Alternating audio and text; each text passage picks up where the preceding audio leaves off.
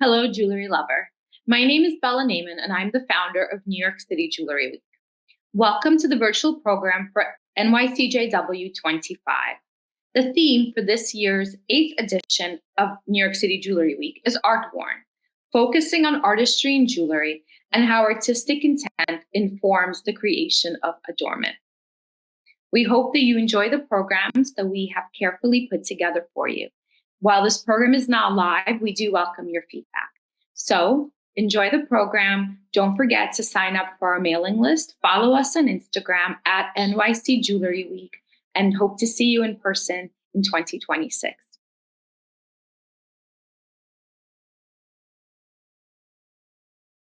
Hi there. I would like to begin with a land acknowledgement. I would begin by acknowledging that we are in Mi'kma'ki, the traditional unceded territory of the Mi'kmaq. The people of the Mi'kmaq Nation have lived on this territory for millennia, and we acknowledge them as the past, present, and future caretakers of this land. Hello, everyone. My name is Lindsay McDonald. I'm a jewelry maker, educator, and writer. The topic for today was proposed by Bella Naiman, the founder of New York City Jewelry Week, and I was delighted to run with this idea and to delve into the works of the four very talented panelists that I will be introducing you to shortly. First, I would like to provide some context for jewelry lovers and makers alike. The theme of 2025 New York City Jewelry Week is Art Worn. In that vein, there has been a reciprocal relationship between the jewel and the portrait since time immemorial. We understand elements of jewelry history more thoroughly because of the presence of the jewel in 2D portraiture. Conversely, the portrait as an object of jewelry has propelled our art form forward in terms of form, material, and technique. The following are touchstones from a Western perspective as to how portraiture in jewelry has developed since the 19th century and how contemporary jewelers have responded to those shifts. So I begin with this portrait of Eugenie. Before the Industrial Revolution, wearable portraits were mostly reserved for those closely associated with royalty or trying to curry favor with royalty. After the Industrial Revolution, image of the royals were disseminated throughout the middle class via objects for the home, domestic objects like plates, ribbons, and spoons. And the middle classes could sometimes afford these objects of their which were emblazoned with their favorite royal. As a result, Empress Eugenie and Queen Victoria were equivalent to pop stars in their day, having met for the first time during the 1855 World's Fair in Paris. Empress Eugenie wasn't to know what would become of her beautiful pearl and diamond diadem in 2025, as sadly this crown is thought to be among the jewels stolen from the Louvre about 2 weeks ago, unfortunately.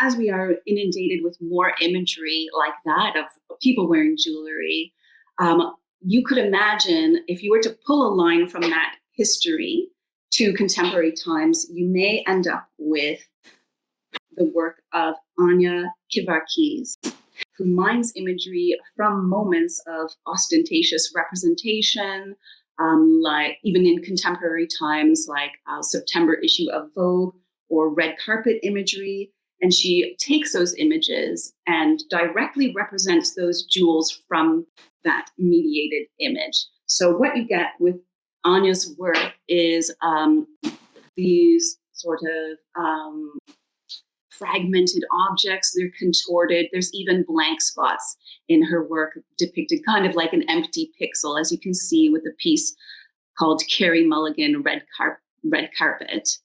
The other image is of a piece worn by Laura Linney, actress. So the direct representation from portraiture to these jewelry works is quite clear and rendered beautifully in her hands. Queen Victoria continued to dictate trends throughout the British Empire, other parts of Europe, and in North America. Elaborate traditions in mourning were widely emulated by her admirers after the passing of her beloved Prince Albert in 1861.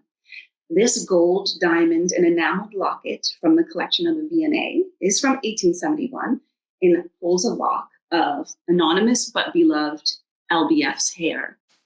Many jewelry lovers will be familiar with mourning jewelry and all the layered and coded beauty that goes into these objects. And I selected this as an example, as a touchstone of the development, because we're also seeing we're seeing portraiture, but there's also hair included. So another acknowledgement, if you were to examine a hair today, you would get a portrait, a different sort of portrait of a person and their experience and their identity. So I'm very interested in how these kind of push that idea of the body as portrait forward. In contemporary times, if you were to pull that thread, you would very clearly see the work of Melanie Bielenker.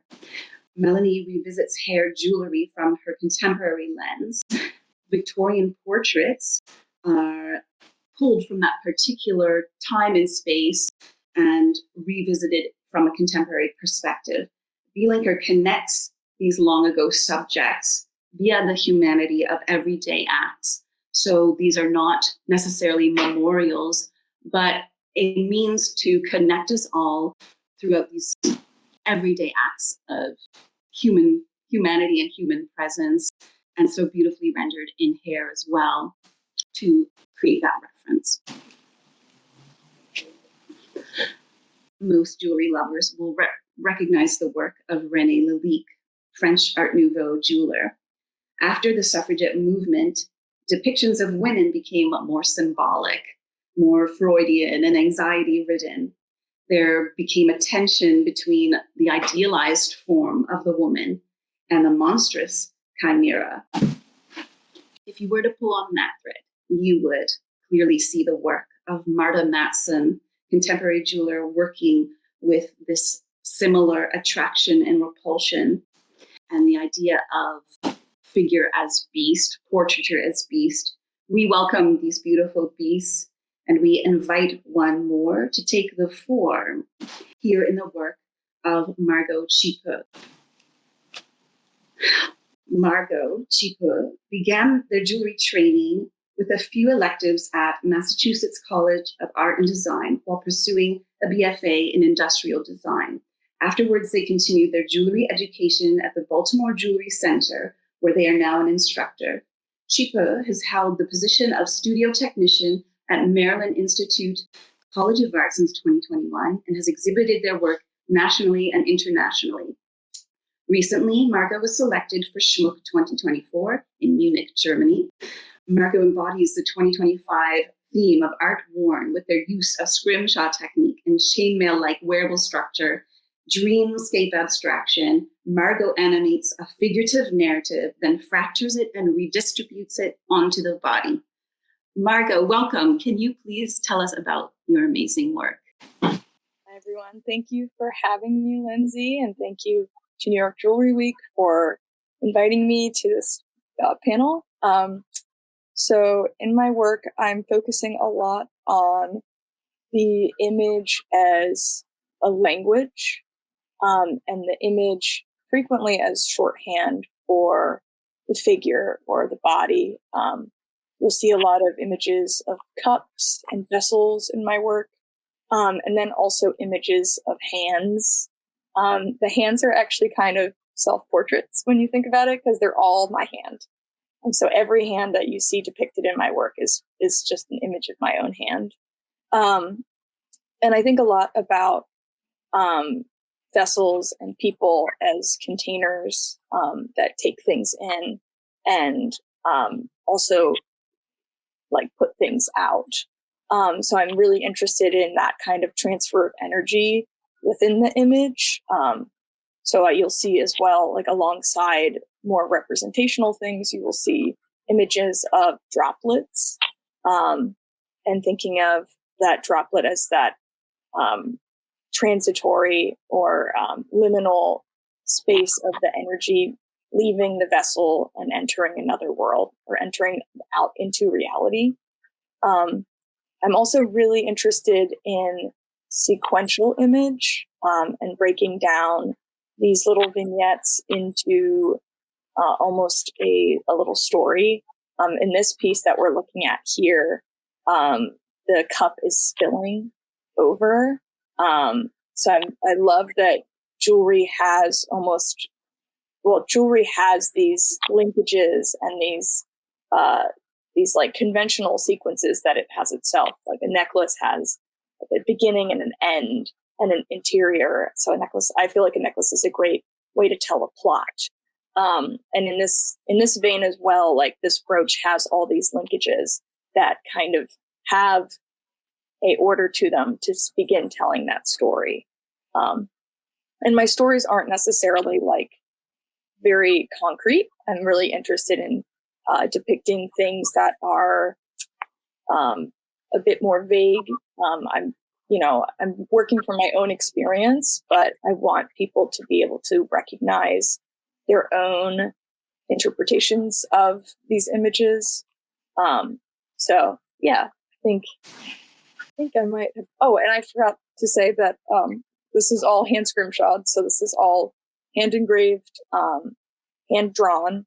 I have a really robust sketchbook practice alongside my jewelry and a robust drawing practice alongside my jewelry. So this all educates the images that I am depicting. And like the labor that goes into it is really important in kind of like a self-meditation kind of way. Yeah. I think that's all I have to say. Margo, I think we all can see the exquisite labor you put into your work. I just have a quick question before we move on. What tends to be your inner narrative? I see a connection with your poetry and your physical work. And are those poetry lines flowing through you while you are working? So yeah, I also write a lot of poetry alongside of my work. I feel like poetry is the closest, like linguistically, that we could get to an image. Images are so inherently understood in our society. They're so like deeply embedded culturally. And language is quite limiting. It's a quite limiting, obviously it's a really fun tool. You can do a lot of things with limits. But I feel like the lack of constraints within poetry are like the closest thing that I could get to just drawing something, which is part of, I'm mining the images from the poetry. I'm also like writing poetry in response to my work. Just thinking a lot about the poetry of materials. These are all materials of life, like the mother of pearl and the amber that I've been using, as well as the bone. These are all like materials that were living before I was using them, that have had like a former identity that is being transformed as I make them into jewelry. So I'm really interested in the way that they lived before me and the way that my impact is on them.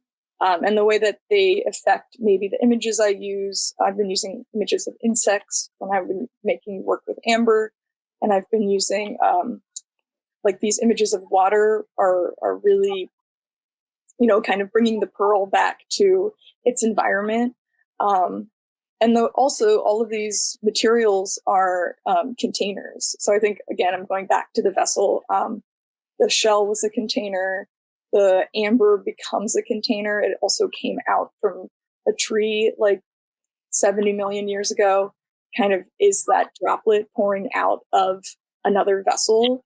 And then the bone itself is from a living, like corporeal container. And then, of course, the jewelry is a container as well. When like even the masks that you were showing earlier, those are to be filled with you, as well as necklaces to be filled with the body.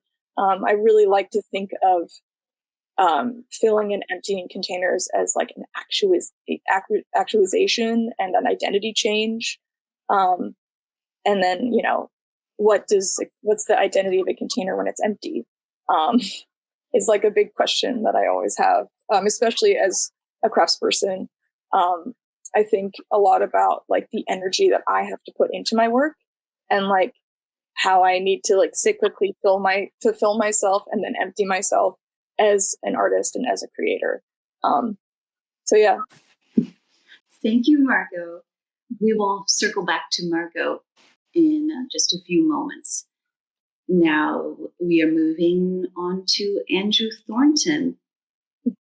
Oops. Oh, I'm sorry. Oh, where's the bugs? Okay, it's a beautiful illustration of your combination of the amber scrimshaw and the mother of pearl scrimshaw. And the bone too. This has everything in it. Thank you. We'll circle back to that one. Thanks so much. Oh, okay. Actually, sorry. This is the work of Alex Kinsley-Vey. Pardon me. Originally from Hamilton, Ontario, Canada, Kinsley-Vey received his early jewelry training from his parents. Alex attended George Brown College in Toronto, graduating in 2013, and completed his MA in Jewelry and Metal at the Royal College of Art in London in 2025. He has exhibited work in Canada, Europe, and the United States. He was a finalist for the NYCJW25 Contemporary Jewelry Awards in 2022, the recipient of the JORGC Award for Jewelry Design in Barcelona in 2023, and in 2025, he was the recipient of the Graham Hughes Award from the Royal College of Art. Alex Kinsley-Vey delves into a personal history via the third death metaphor. Tender family imagery is laser etched into industrial era steel in a study of human tenacity and longing. Welcome, Alex. Thank you very much for having me. So the work we're looking at here is from a really specific collection called The Third Death. I'm really interested in narrative through imagery. So using images to try to capture a feeling, a vibe, an aesthetic, all those wonderful vague kind of terms. But this collection specifically, which is literal portraiture, was specifically focused on a person. And it's a very literal translation. For me, the materiality itself throughout my work, this and the other collection that we'll look at in a moment, is really important. So where I'm from, steel is a very important material. Rust for me is a very metaphorical thing that isn't necessarily about decay, but it's about change. It's about impermanence. It's about the passage of time. But yeah, so if we want to switch to the next image. So in some of my work too, especially this one here. So this comes from a place of me not getting to know somebody very well. And this is almost my way of posthumously apologizing in trying to extend what is called their third death. So just, I guess, for our viewers. So the quote is, there are three deaths. The first is when the body ceases to function. The second is when the body is consigned to the grave. And the third is that moment in time, sometime in the future, when your name is spoken for the last time. So it's a quote by David Eagleman. And that third death is kind of a way to continue somebody's memory. So in this case, the portraiture in my work is literally a vessel for memory. Right. It is really specifically looking at keeping that memory alive. There is this kind of, I guess, almost semi-religious inspiration. You can see here, I've got the Byzantine halos and things like that. It's almost a canonization of someone I never got to know well. I'm not particularly religious myself, but I am. If you know my work, there is a bit of, I do enjoy me some medieval and Catholic kind of religious art and cathedrals and votive objects and things like that. The other series, if you want to switch to the next one. So this is my recent work from my MA studies in London. The series is called A Moment of Danger. So here I've moved away from looking at images of a person and more. It's gotten a little bit more symbolic. So we're looking at images of acts. And like Margo mentioned, the hands. These are also all my hands. The hands themselves are very personal. And I think what I was trying to do is I wanted to place the viewer or the wearer into these acts, right? So the work is about how memory and emotion and working class identity can be expressed through material. So it comes from a very personal and I guess it's a semi-autobiographical place, but it's no longer about the person themselves. It's about the acts and the rituals surrounding them. So I was really interested in how things like vices, like smoking and drinking and substance use, scratch cards are the ways that people cope with life. So I started to really look at those as like these rituals of comfort. And I was also really drawn to this idea of reflective nostalgia. This is put forth by Svetlana Boym. And this is a nostalgia that lingers in the algia, the loss, rather than the nostos, the home. So it's the ache of loss itself, this ambivalent, it's fragmented, it's unresolved. And these are, I'm sorry, I lost my train of thought there a little bit. I like to look at this work as physical memories, like fragments of moments before they become this aching memory or this aching nostalgia, this regret. I just finished my MA, so it's all very, it's still all very academic and maybe a bit long-winded, but yeah. So the other big thing about my work and the way I use it is the use of rust. And it is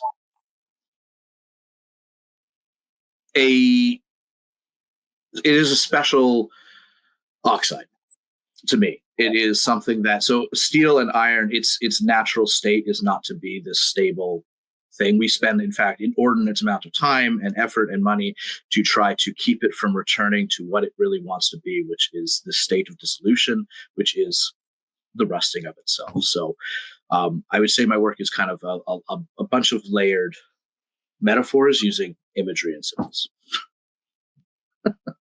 Yeah, so this is just a fun shot. So my collection consisted of some more traditional sized brooches, and then these very large, heavy, not actually that heavy, but these very bulky necklaces. So this is a good friend of mine modeling them at my local pub. Thank you very much, Alex. We will come back to you for more info.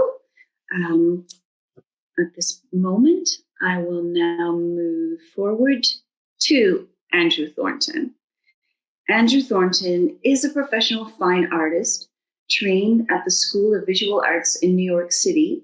He is a mixed media artist who works in painting, collage, metalsmithing, and jewelry. His work explores identity through magical realism and fantasy. Andrew is the co-owner and creative director of Allegory Gallery in Jonestown, Pennsylvania. Allegory Gallery was one of SCORE's 2018 American Small Business Championship winners. Andrew Thornton examines identity through portraiture. Thornton's repetition of cameo-like profile forms are iterative objects of self-exploration constructed with materials laden with meaning. Thornton simultaneously gazes outward and inward from a perspective of queer identity to establish a personal truth. Welcome, Andrew. Hello, everyone. Thank you so much for having me. I feel really honored to be included in such a talented panel of artists that I admire. So I think a lot of people, one of their first assignments they get in any art class is a self-portrait. And it makes complete sense because your model is free and you have 24-hour access. And it's one of those ones where most, I think middle school kids, maybe even elementary school, they're shown a mirror and they say, what do you see? And then try to depict that. And I think for me, it's more than just trying to render the physical kind of characteristics of my face, but kind of what I'm thinking about and the kind of emotional and mental kind of landscape that I'm kind of working through. I started this series at kind of a roadblock. I got a really wonderful opportunity to take a residency at Contemporary Craft in Pittsburgh. And I had this grand plan of making all these little creatures and monsters, and I just couldn't do it. And I think part of it was the residency was at a time when it was in kind of COVID time, and I was in a room by myself, and there were all these windows, and I was alone, and I would see these kind of eyes pop up every once in a while with masks, and I kind of felt like I don't know, it was just maybe a little bit of performance anxiety. So instead of just like sitting there and just like looking at my phone and playing Pokemon, I started sketching, and the sketches turned into self-portraits. And one of the things that I kind of circled back to was when I was in New York City. I was very fortunate to go to the School of Visual Arts in New York City. And there are all these amazing, wonderful museums and galleries. And it's almost like a second education going to these art museums and experiencing art in person. And one of the shows that was up was this show of Ellsworth Kelly. And he's known for these epic kind of geometric abstractions that are really larger than life, and they're just really big and colorful and very important. And I went to this show, and I left, and I was kind of like, and I just didn't really connect to it. And right across the street, there was this tiny little gallery that was probably about the size of a shoebox. And they had a collection of his self-portraits. And he's not really known for his self-portraits, but he made those self-portraits throughout his entire life, from a very young man to when he was an elderly gentleman in hospice care. And he kind of did those self-portraits in the style that was popular at the time. And I really connected with that because it was a life, it was a story. I think most of us, hearing from Margo and Alex so far, they're leaving a mark and they're making a mark, and it's a long tradition of wanting to be remembered. And they're, whether it's being like rendered in animal fat and pigment on a cave wall, or the latest AI avatar, we just all kind of want to be remembered. So I started this series as a way to kind of work through some of the ideas and ideas that I was kind of thinking about and then kind of internalizing at the time. So that's kind of where that started. And the first brooch that was shown was about kind of the commercial kind of viability of an artist, and there's this relationship to commerce and to labor. And so these are all shopping bags that have been woven together and done in a Japanese knot braiding technique called kumihimo. And it's a great big old brooch. So it's about 8 inches big. So it's a statement piece. And then the next 2 pieces, Many Faces. This was actually the first piece in that series that I started.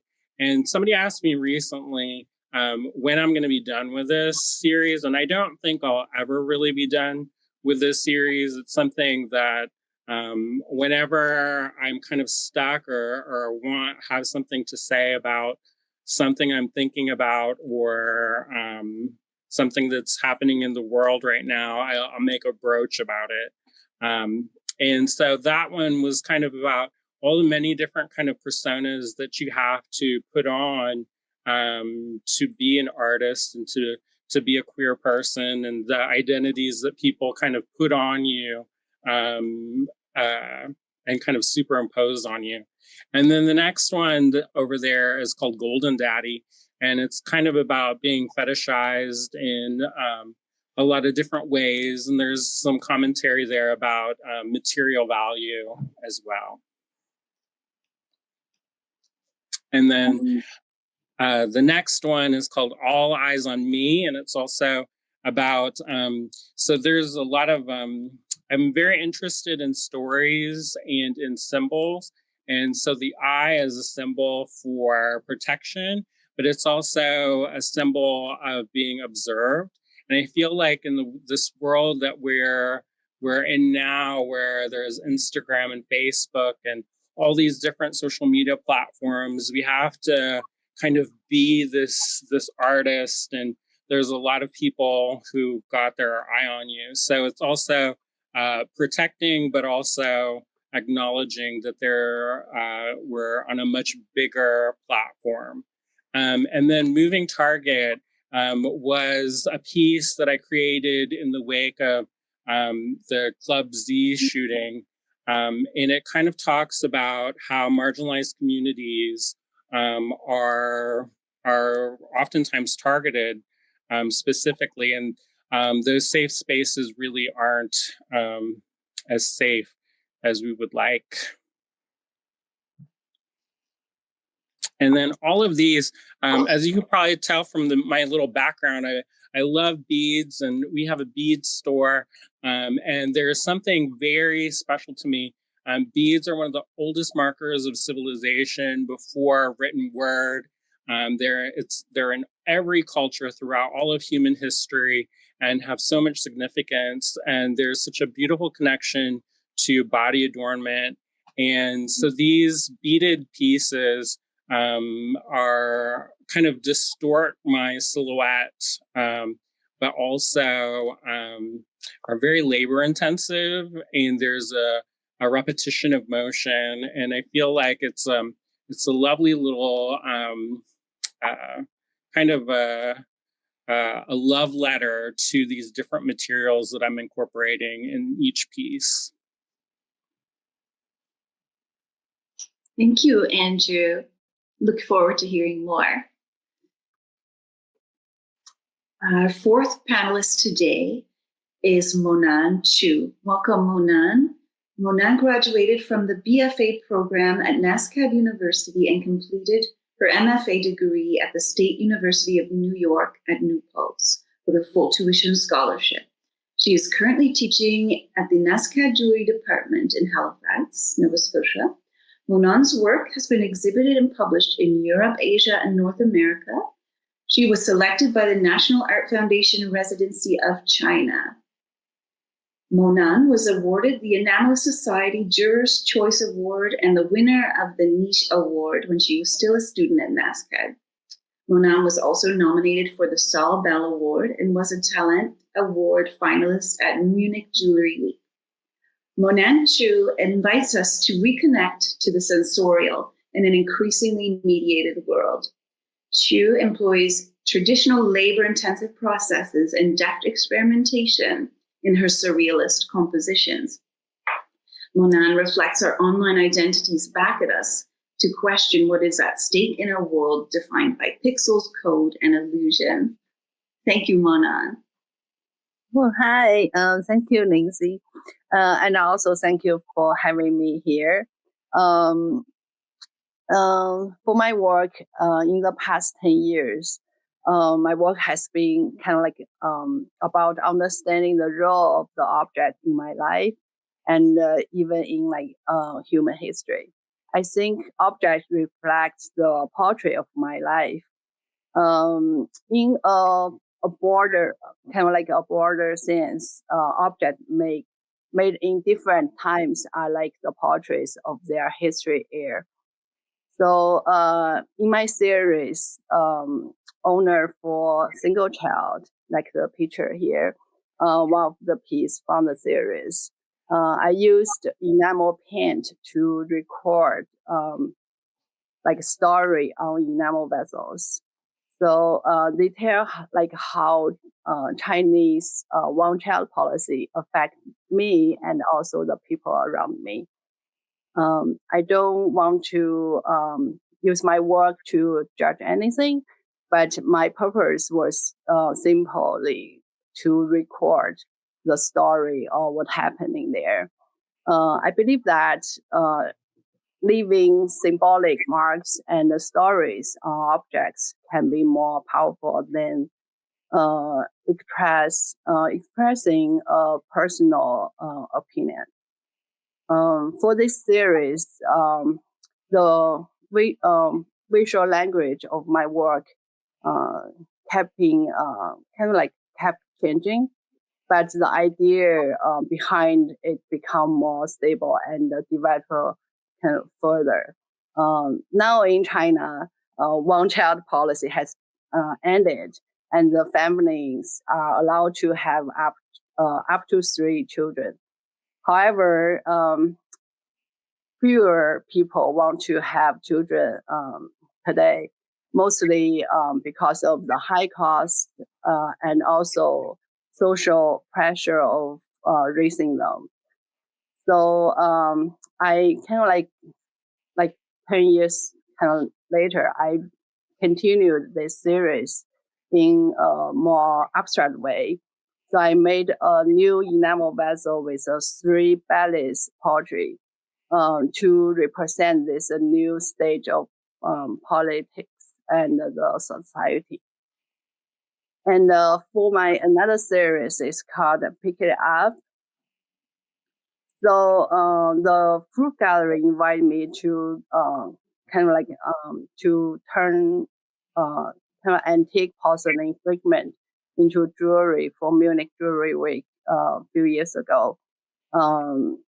This kind of like beautiful found objects inspired me deeply. When I see them, I feel mixed kind of like emotion about human history. I truly believe that those antique objects reflects part of the history in a strong way than the kind of like story I learned from a book or like someone tell me. To me, language is not always reliable. Like objects feel more like real when I hold them in my hands, or I feel I can understand the word better. I believe that the artists create often like record like human history, even unintentionally. Like objects never lie. I think even like fake objects tell the truth. They reveal like human lives. So that's about my work. Yeah, that's another series of my piece. It's called Hands-on Memory. So they are like self-portrait, but I hope they also connect with the viewer, its own memory. So I wanted to collect people's story in a comfortable way. So I made a QR code that linked to a Google form and placed them in libraries, schools, and also stores. So people could share the story and the pictures of their hands. So then I use their stories and images to create the work. So this work was from the 2-dimensional images. Then I did 3-dimensional CAD, then print out the form and electroform the form, then enamel on top of the metal. Yeah, that's about the piece. Do I save this for later on for the questions? Oh, well, we could start the questions with you, Monan, if you wouldn't mind. Okay, sure. We could work on these slides that are up here.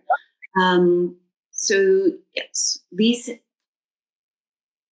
two slides are, these two images are from your exhibition currently or just finished at the Mary E. Black Gallery in Halifax, a very significant exhibition of your work. You presented work that was autobiographical but relatable, with titles such as Good News and Bad News, No Makeup Needed, and Vision Damage. Your approach to universality was also clearly manifested via your use of technology and data mining to tell the stories of others in your series, such as what you just showed us with the Hands-on Memory series. The only faces seen in your exhibition were our own faces as viewers, reflecting back at us in your mirror displays. In your constructed environment, is your exhibition a warning about personal vanity or our personal constructs?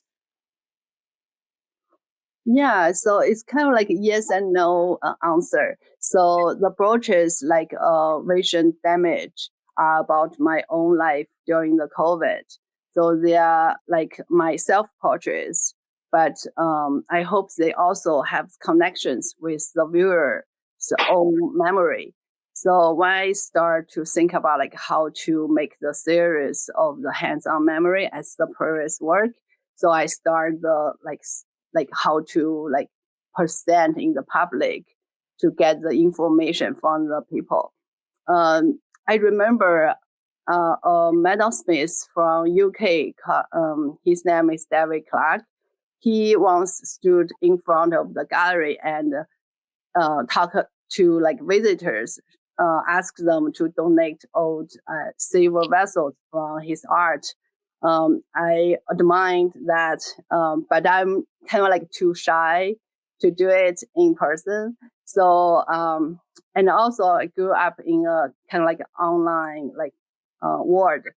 Like social media makes communication easy across distance and also language, but it also makes physical connection harder. So like us, like meeting here virtually. But after COVID, the world feels even more isolated. So my solo show is called Hands-On. I want to remind people that physical like experience is special. Human memory is not always true, and even written history can change to today's visual experience. So when kind of like we touch the real object, like portraits, sculpture, or like broken pieces, they become proof that human civilization existed and continue to exist. So for the mirror setup, as the picture showing here, I want the audience to be part of the work. So they can stand in front of it and imagine they wear the jewelry piece. This interaction is very important to me. So I don't want my work to just be something to look at on the wall, but I also want it to start a connection between the objects and also the audience. It reminds me of, I think that was why, or for many reasons, I was fascinated with your work, but the balance you've struck of autobiography and also, your general storytelling of, humanity. It kind of, this piece, or the piece of hands-on memory, where you data mine from your peers and colleagues and viewers to get information, reminds me of the piece by Ted Noten, the Wanna Swap Your Ring, where they swap the little pink pig for whatever they're wearing on their hands. And then what becomes at the end of the installation is kind of like a portrait of that location, like where that gallery is, who visited. And I really love that element that you have incorporated into your exhibition, Mona. Thank you. Mm-hmm. All right, so I'll now ask Andrew Thornton a question. And I'm just going to go back to your work, Andrew. My question is, most jewelers and jewelry lovers will understand what I mean when I call something a blank, a pre-made ring shank or a setting mount that is usually destined for more work or customization.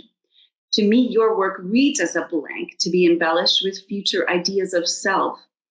You've approached each iteration with a different skill set, and there are those rich with jewelry tradition, piercing stone setting, patina, enamel, and those that read playfully with polyresins and found beads. When do you feel closer to your personal truth? Is it in the making of the portrait, or while it's being worn, interpreted by others, and being reflected back to you? I think it's interesting that you pick the word blank because it has another meaning, which is also absence. And when I was a little boy, my brother went missing, and he went missing for 22 years, and we weren't allowed to talk about him or even say his name. So there's always been, throughout my whole entire life, there's always been this a shape that of an absence of my brother's loss, but was still there and still felt. And so I think that carries throughout all of my work, really. There's always something what is seen and not seen. And that kind of silhouette is an important ththing because there's a long history of the silhouette being kind of the absence. And there's actually this really funny story. I don't know if it's that funny. I think it's interesting from Pliny the Elder, who talked about how the first artist was a woman who traced the shadow of her lover when he was departing for war. And that was kind of the beginning of art as we know it. And so I think it's kind of interesting that this silhouette of this shadow, this like knobbly kind of egg shape, even though it's reduced down in this form language, is still recognizable as me, but also other people as well, where we can kind of see that. And when I'm talking about like the truth, I think there's an interesting kind of play there because I think all of the panelists are familiar with the work that goes on that nobody sees and all the thought processes that nobody knows about. And there isn't like a little Andrew on your shoulder that says, this means this and this means that. I mean, I guess maybe I could make one of these brooches talk at some point, but I'll save that for a later date. But ultimately, it's a relationship with the viewer and the wearer, where there's kind of this middle ground between what I intended. So I can kind of set up the scene and work with the material value of things and work with the process and say, this is the intention. But once it leaves my hands and it goes out in the world, and one day when I'm lost and forgotten, with the third death, maybe, then, it'll take on its own truth. Thank you, Andrew.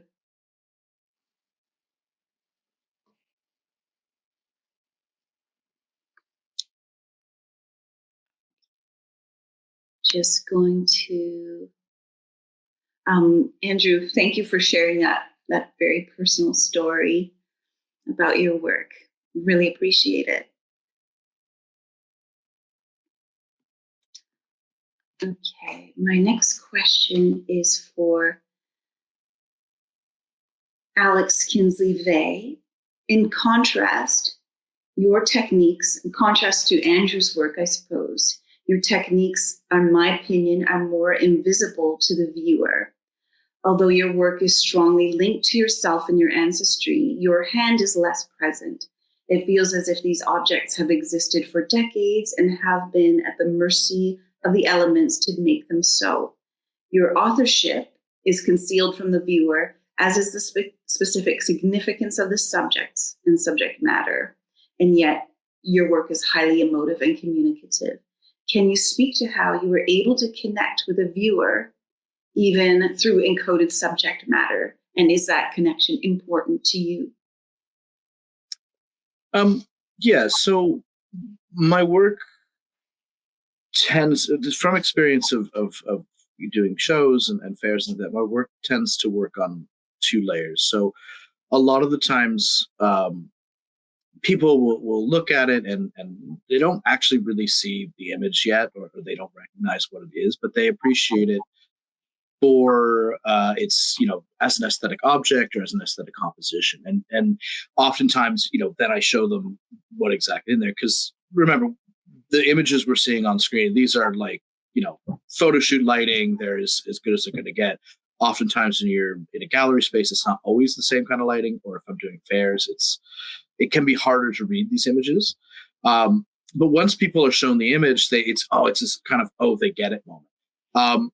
So although the subject matter is fairly specific, that this is my grandfather, it is also somewhat general. Like everybody has a grandparent of some sort, and this ideas of loss and of memory are I think fairly universal. Now, is that connection important to me is a secondary question. For the third death, less so.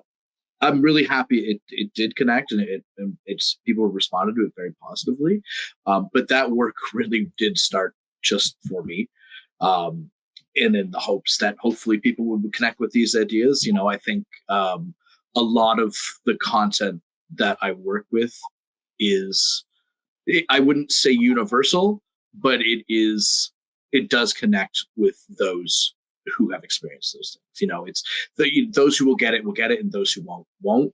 I don't necessarily aim to make universally relatable work, but I also think that we are far less unique as people than we think we are, and we have a lot more shared experiences than you might imagine.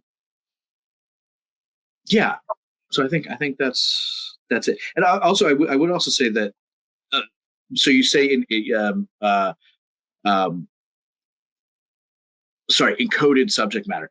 A lot of my work, it is the kind of work that I do write all about what my work is, often to somewhat too much.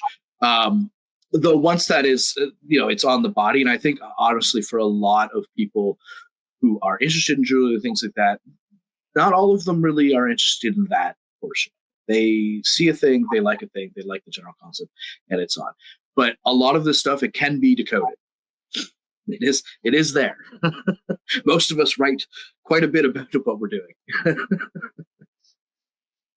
And I can certainly appreciate when you talk about sort of fragments or fragmented loss and what that feels like. I think that's a pretty universal human experience as well. Yeah, I think I look at what memory is. Memory is not a recitation of dates and facts and things like that. It is a chaotic, a noisy thing, a thing of smells and sights and fragments of imagery. And in fact, a moment of danger is a Benjamin Walter quote where he talks about that's what history is. It's not a recitation. It is a chaotic, fragmented thing. And so taking that, memory is a moment of danger. Thank you, Alex. All right. My next question is for Margo, and I will go back to this piece which didn't get its due. Margo, in your artist statement, you referred to your lexicon of imagery, cups, hands, drips, insects, rocks, mazes, as being universal expressions of loss and gain. You mentioned the construct of time and your efforts to understand your own myth through progression and growth. As viewers, we bear witness to the intensity of your labor and can imagine your pieces not only as self-portraits, but as a representation of the myth of the craftsperson. My question to you is portraiture myth-making? And what does or could the myth of the craftsperson look like from your perspective?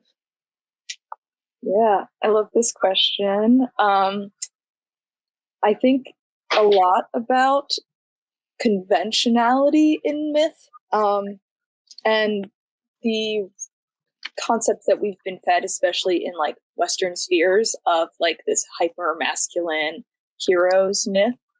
And I really think that the myth of the craftsperson, or like the idea of a craftsperson as like a mythical figure, is very, how do we say, it's like a little bit softer and a lot less, maybe even more mundane, which I really appreciate. So there's, if anyone's familiar with Joseph Campbell, he's the one who wrote Hero with 1,000 Faces. And he's kind of created this, like, every myth fits in this box. Every myth is about like a hero doing the journey and conquering evil. But I'm really interested in like a response that was made to that myth, to that theory, by the writer Ursula K. Le Guin. She wrote a essay called The Carrier Bag Theory of Fiction, where she talks a lot about tools as perpetuators of myth, and how the work of Joseph Campbell is talking about like the blade as a tool, as a weapon, and that being like the first tool that we came up with as humans. And she talks more about the bag as being like the primary tool, the first tool, and how much less fantastical narratives attached to the bag might be. And actually, these works appear like armor, but they are inspired by evening bags. So I'm thinking a lot about softness and also the myth of the materials, like how these aren't, this is a bivalve from the ocean that's been just kind of living a very mundane life for us. We view it as mundane. Or, I mean, the incredible past, like history of the earth embedded in the amber. And even the myth of the silver, which is being recycled over and over again, all of this metal that we are using over and over again, that is just like in a flow and in this incredible history that we're living. So the myth of the craftsman is like harnessing the history of these amazing pieces, that these amazing, like incredibly responsive materials that we are so lucky to have the ability to manipulate. And it's not like, I don't believe at all that it is like the conquering of a material. It is listening to a material and, you know, understanding what it wants to do. And that's kind of been my own journey with Scrimshaw, figuring out, like, one, how to be an illustrator and a jeweler, and how it eventually brought me to this technique, because it is so closely linked to drawing. But it also is thinking a lot about like how soft a material needs to be to hold that ink, and how hard it needs to be able to be worn. So there's like this great dynamic between softness and hardness in the material, and like the dance that we do together, me and the material, in order to reach our own actualization. Obviously, the material is growing in my work, and I'm also growing as I make it. So portraiture as a myth, I feel like I could talk about that too, but I feel so powerfully about like materials as myths and the way that we work with them as a means of collectively telling a story, because we're all just part of Earth's history. And all of these materials have lived lives before me and will continue to live a life. A lot of us are talking about materials continuing to live on after we've passed. So I just love that I can just be a little part of history when I work with this stuff. Well said, Margo. And I before I move on, I've got to ask, while you're you call this like intensively late, like very labor intensive, and week is so clear. What do you listen to? Like, what's your internal narrative as you're spending this time? I'm thinking a lot about the poems that I'm writing. I'm also just listening to a lot of music. I think music's the best art out there. I love visual art. I'm a visual artist, but nothing moves me more than music. So there is rhythm and like sequence to music as well. And I need rhythm when I'm working, especially when I'm doing all these solder scenes. So I'll usually just put on like some like bossa nova or something and listen to that. But yeah, I'm a big fan of, and also as a side note, these sound really nice. They have like a great like jingle to them. So I really also believe in like one day I'll have like music to my work, because it is also really important for me to have that while I'm working. Oh, I see that connection very clearly. Thank you, Margo. Thank you. Well, before I depart, and we all disperse, I have to say, Andrew, I'd like to go back to you for a moment. I was sort of gobsmacked about your story about your brother, honestly. So I wanted to circle back to you, make sure you were okay with telling us what happened, or how did this resolve? So I did kind of leave you all on a cliffhanger, didn't I? So he did eventually come back after being gone for 22 years. And it's been an interesting kind of thing getting to know him as an adult as opposed to as a child. So I can really connect with some of Alex's pieces because where that memory kind of is a thing, and it changes, and I'm kind of dealing with that. But yeah, so he came back, and I'm glad that he came back before my dad passed, and could kind of put that mystery at rest. And when he was gone, like we none of the kids knew like what happened. We didn't know if he was alive or dead. So we were kind of like, is he a spy? Is he running from the mafia? Like, what's happening? It turned out he became a woodworker in North Carolina, and at least that I know of. So, yeah. Oh my God. Well, I'm very grateful for you to have shared that with us, Andrew. And I'm glad it's come to a resolution in some ways.